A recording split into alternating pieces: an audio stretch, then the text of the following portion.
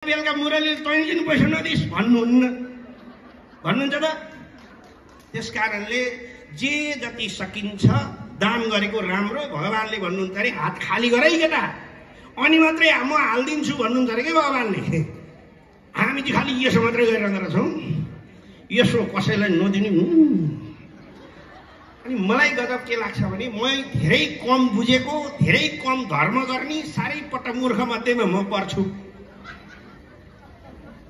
र मैले चाहिँ के बुझ्दछु भने भगवानले आजसम्म भगवान कुनै गुरुहरूले कुनै परमात्माले देख्नु भएको छैन होला। खालि उहाँहरूको साधनाले उहाँहरूलाई भगवान प्राप्त भएको छ। हाम्रा लागि उहाँहरू पनि भगवान। मैले भने हाम्रा टोल छिमेकमा आएका ती हात फैलाउनेहरू, हाम्रा अगाडि हात फैलाउनेहरू, अहिले बाटोमा बिचरा दृष्टिविहीनहरूको केही काम छैन, दिन गुजारा चलाउनु पर्यो, बिचरा गीत गाएर बस्नुहुन्छ। जसलाई हामीले 100 रुपियाँ राख्यौँ भने त्यही 100 रुपियाँले बेलुका ठ्याक्कै 2 किलो चामल, अलिकति तरकारी, अलिकति 150-200 बढी उठ्यो भने छोराछोरीले कापी कलम किन्ने। त्यो धर्म गर्दैनौँ हामी। आमै कहाँ दिनु त्यसलाई डिस्टर्ब भन्ने। अनि त्यसपछि हामीलाई चाहिँ फेरि धेरै धर्म गर्न पर्ने। त्यस कारण हाम्रा अगाडि हात फैलाउनेहरू, असहायहरू, जसले हामीलाई हात फैलाएर केही दिन अनुरोध गरे, सक्यौँ भने तिनको हात चाहिँ हात चाहिँ खाली नगरौँ भनेर भन्नुभएको छ अरे भगवानले भनेको पनि मैले सुनेको। त्यस कारणले सबैलाई भगवानले त्यसै गरी पठाउनु भएको छ भन्ने मैले सुन्छु। म लामो समय लिन्न। यति ठुलो कोटी यज्ञ, यो महायज्ञमा जितु नेपाल जस्तो आएर पछाडि दीनबन्धु पण्डितलाई पारेर त्यत्रा मुनिभद्र महाराजहरूको छोटो प्रवचन मुन्द्रे यति के भन्छ भन्ने लाग्ला फेरि तपाईँहरूलाई। त्यसकारण म अन्त्यमा मैले एउटा किताबमा पढेको भगवानको विषयमा भन्छु। एउटा खोलाको छेउमा, नहरको छेउमा घर बस्ती रहेछ। बिस्तारै माथि नहर फुटेर पानी आउने सम्भावना भएपछि सरकारले, त्यहाँको नगरपालिकाले सबैलाई अनुरोध गरेछ, अब यो खोला बढेर बस्ती मास्छ, सबैजना सर्नु होला भन्ने अनुरोध गरे। त्यसमध्ये केही मान्छे सरे, केही सरेनन्। एउटा त्यो गाउँको मान्छे चाहिँ भगवानप्रति यति विश्वास, अरू उसलाई केही मतलब छैन, उसलाई लै सरौँ, अब त खोलो बढ्छ अरे, नहर फुट्छ अरे, सर्नुपर्छ यहाँबाट, सरकारले भनेको छ भनेपछि भाइ मलाई भगवानले बचाउँछन्, तिमीहरू जाओ भन्यो। गएन, अरू गए। बिस्तारै नभन्दै नहर फुट्यो, पानी आउन थाल्यो। सरकारले, नगरपालिकाले ओहो त्यहाँ कतिवटा घर छ, 10वटा घर छ, लु सबैलाई उठाउँ भनेर फेरि उद्धारकर्मी आए, सबैले उद्धार गरे। फलान ठाउँमा घर बनाइदिन्छु भने हिँड भनेको त्यसले मरे मान्दैन। मलाई त मेरा भगवानले बचाउँछन्, मरे जान्न, तिमीहरू जाओ भनौँ। कोही सबै गए, ऊ मात्रै छ। खोलो फुट्यो, नहर फुट्यो, आयो घर छेउसम्म आयो। अनि सरकारको कुरा अब के भयो त त्यहाँ भन्दाखेरि सबै आएका छन्।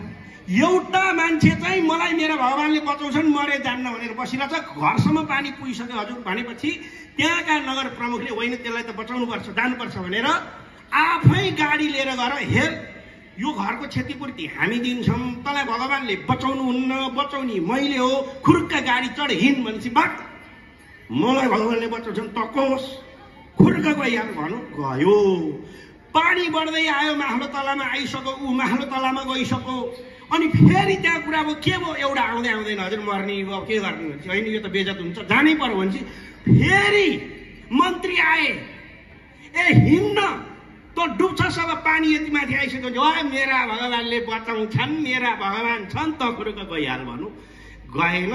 अन्त्यमा छतसम्म पानी भयो, एकजना मान्छे छतमाथि उभिएको छ, यति पानी आइसक्यो, सबै बैठक बसे। के भयो भन्दा एउटा मान्छे मर्ने भयो हजुर, आउँदैन भगवानले बचाउँछन् भनेपछि स्वयं प्रधानमन्त्री हेलिकप्टर लिएर घटटट आएर रोके, यतिसम्म पानी आएको छ, ए हिँड त मर्छ सब भने मेरा भगवानले बचाउँछन्, त को होस् गइहाल। मरे गएन, हेलिकप्टर रित्तै फर्क्यो, पानी बढ्दै आयो, अन्तत ऊ डुबेर मर्यो। मरिसकेपछि गएर भगवानलाई यति बिचरा गुनासो गरेछ, प्रभु मैले जीवनभर तपाईँको सेवा गरेँ, तपाईँलाई माने, पूजा गरेँ, व्रत बसेँ, मलाई मेरा भगवानले बचाउँछन् भनेर सारा चिज छोडी आखिर मलाई मार्नु भने प्रभु त्यस्तो हुन्छ किन यसो गरे भनेपछि भगवान प्रसन्न भएर भने त थुक्क मेरा मूर्ख, अनि तँलाई त्यो बिचमा गाडी पठाउने को, मन्त्री पठाउने को, लास्टमा प्रधानमन्त्री हेलिकप्टर लिएर कसले पठाएको? मैले पठाएको होइन, बुझ्नु पर्दैन थियो, चढ्नु पर्दैन थियो। मैले त कोसिस गरेको हो, तैँले सकिनस् मैले के गर्नु त, स्वयं म त कहाँ आउँछु त, म त प्रकट भएर आउने हो भनेर भन्नुभयो अरे। त्यस कारणले भगवानले अवसर दिनुहुँदो रहेछ राम्रो काम गर्नका लागि, बचाउनका लागि। त्यो अवसरलाई हामीले सदुपयोग गर्न सक्दा रहन्छौँ, किनभने हामीलाई रिस राग तनाव टेन्सन दुःख पीडा ओहो अहिले त कुरा नगरौँ। घर घरमा टिकटकमा आइकन टेन्सन, आमाहरूलाई टेन्सन, ए नानी हजुरआमा ज्वाइँलाई मेरो टिकटकमा यसो लाइक गरिदियो भन्न, कस्ता ज्वाइँ रहन्, 3टा भन्दा लाइक भएन, लो न ज्वाइँका साथीहरूलाई नि भन्न भन्छ। छोरीले फेरि मेरै त लाइक गर्दैनन् आमा, तपाईँको कहाँबाट लाइक गर्नु। हातमा मोबाइल छ, मैले भने हातमा मोबाइल त साथमा कोही पनि छैन। यो मोबाइल र इन्टरनेट अहिलेको सामाजिक सञ्जालले नजिकका मान्छेलाई टाढा बनायो, टाढाका मान्छेलाई नजिक बनायो। अमेरिका कुरा गर्न सजिलो छ, जापान कुरा गर्न सजिलो छ, अस्ट्रेलिया कुरा गर्न सजिलो छ, यी हेरेर गर्न पाइन्छ, छेउमा कोही पनि छैन। त्यस कारणले यो तनाव टेन्सन दुःख पीडा यो नचाहिँदा कुरामा नलागौँ, सत्मार्गमा लागौँ। मैले बुझेको यति मात्रै हो, भगवानका पछि लागेका मान्छे कोही पनि दुखी छैनन्। यो 100% यो ग्यारेन्टी। यति चाहिँ मैले बुझेको, त्यहाँभन्दा बढी त पण्डितज्यूले बुझ्नु भएको छ भन्नुहुन्छ। किनभने भगवानका घर देर है मगर अन्धेरा नहीं है। जो मान्छे सत्मार्गमा लाग्यो, जो मान्छेले इमान जमान छोडेन, जो भगवानको भक्ति गर्यो, जानेर नजानेर जति जानेर पूजा गर्यो जे गर्यो तर राम्रो कर्म गर्यो, त्यही मान्छेलाई भगवानले आशीर्वाद दिनुभएको छ। धेर थोर भगवानको आशीर्वाद पाएको मान्छे म पनि हुँ, जसका कारणले यति पावन भूमिमा आएर म हजुरहरूको माझमा उभिएको छु। यहाँहरू सबैलाई हार्दिक नमन गर्न चाहन्छु। जय होस् हजुर, नमस्कार भन्दै म बिदा लिन चाहन्छु। भन्दै अब अन्त्यमा एउटा भजनमा नचाउँ त के छ, फेरि प्लेन छुट्ला दाइ, के हो सिद्ध्याइयो प्लेन छुट्छ हजुरको सबै यसैले गाह्रो हुन्छ। अहिले छोटो भन्नुभएको थियो, अहिले हेर्नु नि कि मुन्द्रा नायक दिनै हुँदैन, त्यसै सक्यो। ए खानु हुँदैन खानु हुँदैन, भ्रष्टाचार गरेर जेल खाना जानु हुँदैन,